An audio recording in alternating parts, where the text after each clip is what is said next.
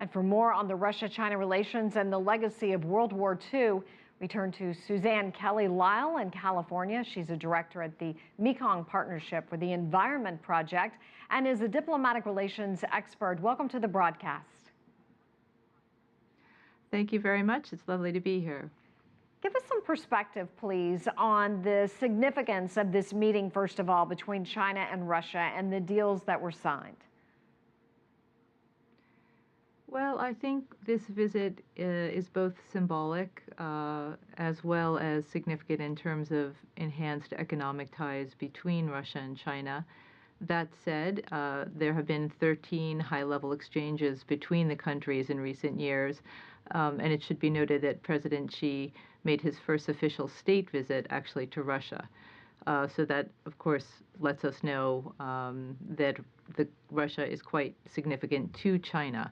The economic ties are deepening. I think that President Putin's Eurasian Economic Union concept is going to be looking to China for investment. The ruble is quite weak, as we know, and China has many resources to invest, particularly in infrastructure and energy in Russia.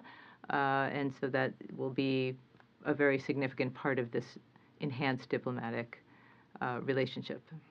And Suzanne, as you know, $6 billion in deals we're talking about, agreed upon by the presidents there. What other kind of business deals do you see on the horizon between the two? Anything that we haven't seen thus far?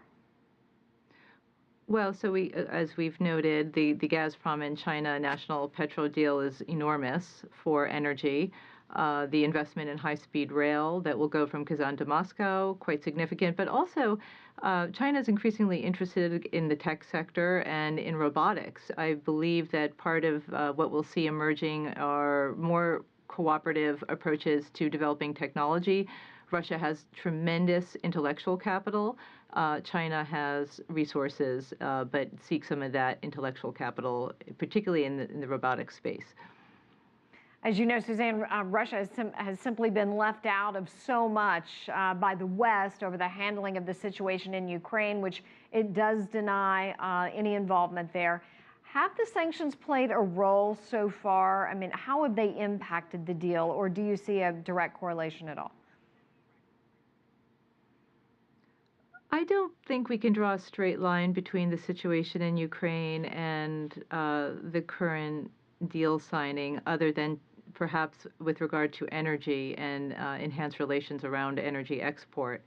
On the other hand, it's clear that Russia needs friends in the neighborhood, and enhancing its relationship with China or reinvigorating its historical relationship with China is a response in part to some of its isolation. Well, Suzanne Kelly-Lyall, we really appreciate your time. Thank you so much for joining us for your insight.